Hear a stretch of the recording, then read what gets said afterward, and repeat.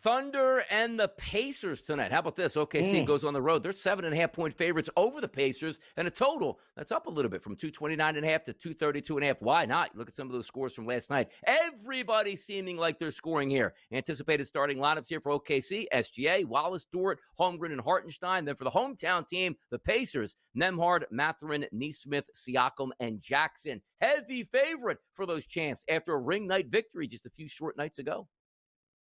Yeah, but unfortunately, this will not resemble anything that we saw in the finals. It's still hard to believe that we got 7 games last year. Again, with these two teams in the finals here, but obviously the Pacers, no Tyrese Halliburton for most of the year.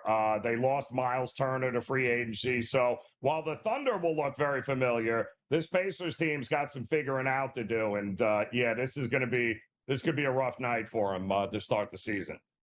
Yeah, interested to see if Oklahoma City actually has anybody on a rest appearance. Say, hey man, we just played 2 nights ago and opened up the season. Some of these guys are already banged up, out of shape, and we're gonna have a minutes restriction on those guys. Hopefully not, but that line tells you Oklahoma City should be there to play and should win that basketball game. Late night action, 10 o'clock start. The Denver Nuggets here. How about that? Get a look at the Nuggets going up against the Golden State Warriors, who showed out on opening night and knocked off the Los Angeles Lakers. At home, the Warriors a slight favorite. 1.5s, 2.5s, depending on where you're shopping at, in the total of 233.5. The old school Warriors at home against the Nuggets, Joe. What do you think with this light line?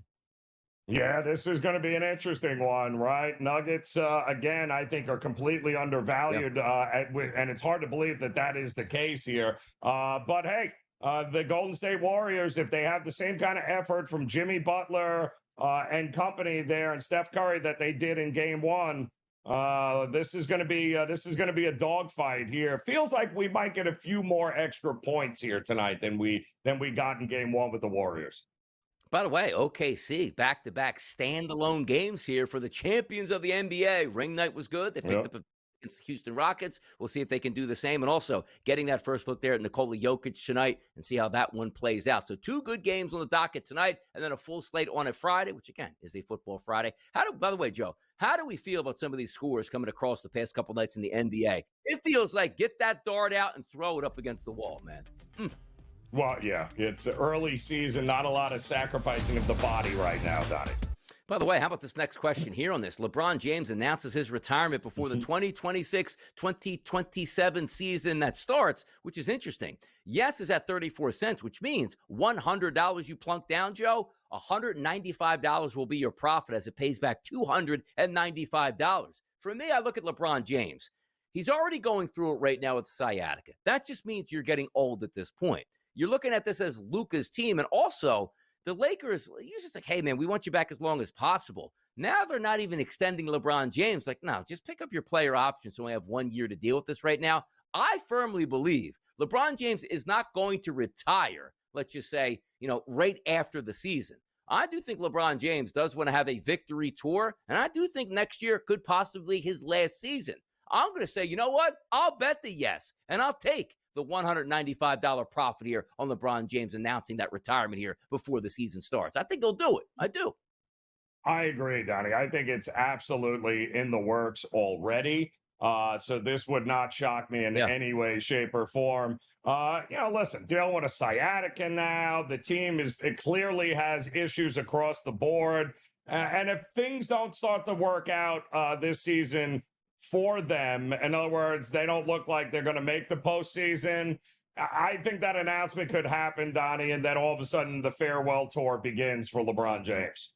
And also, it looks like you got a double shot at this, though. But I can't. It says, note the retirement must be intended to be, and then it says full rules, which is probably like, 16 pages. But do you get the benefit of if he announces his retirement and retires this year, or he announces his retirement and plays? Is that both a payout of yes, or does this question mean he announces his retirement before the 2026 season and he plays? You know what I mean? Like, there is a little bit of gray area right now in this.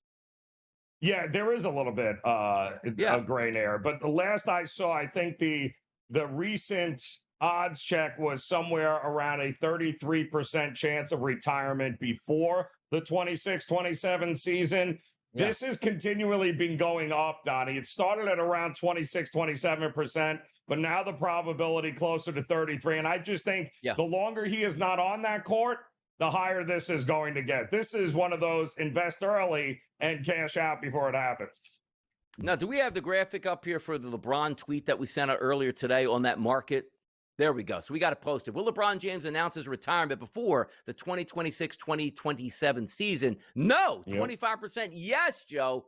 75%. No surprise there. I agree with the public on that one there. That's the market I care about. Yes, yes, yes. I agree. It's not a matter of if, it's just a matter of when. And listen, I mean, at this point, I mean, is it fun, like being hurt all the time? Like, if LeBron could just show up right before the postseason and be like, all right, I'm good to go, ready to go. But having to go through an entire season, he's going to want his, his farewell tour as well. So don't be shocked as it happens prior to Christmas.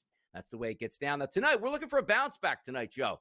Stumbled a little bit for me for the Boston Celtics. They were supposed to win that game by 2 points. They lost that game outright. And an under the century last night, opening night down in Florida for Joe. So we will bounce back. Why? Because it's time for bye, bye, bye.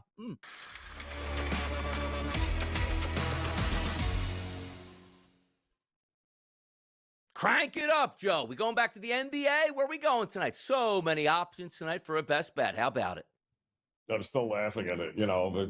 Close to 300 games Orlando and Miami have played. They never scored almost 80 points in the first quarter in the history of the two organizations. Pretty funny last night. But tonight, I'm going to go back to the association here, and I'm going take a look at this Golden State Warriors and Denver Nuggets game. And this has been about as one-sided a series as anything that you'll see. The Nuggets have dominated the Warriors over the years here. And I love the fact that Denver went out and got some reinforcements. The biggest issue for Denver last year was the depth. They didn't have any. Once the Joker went to the bench, well, that was the end of it. Well, not so much this year now. Now they went out, they got Cameron Johnson from Brooklyn. They got Bruce Brown back. They got Tim Hardaway Jr., and they got Valanciunas. This is a much deeper roster than what they had a year ago here. But I think they are plenty big enough, strong enough, and good enough here. Jamal Murray's healthy again. The Joker's ready to go.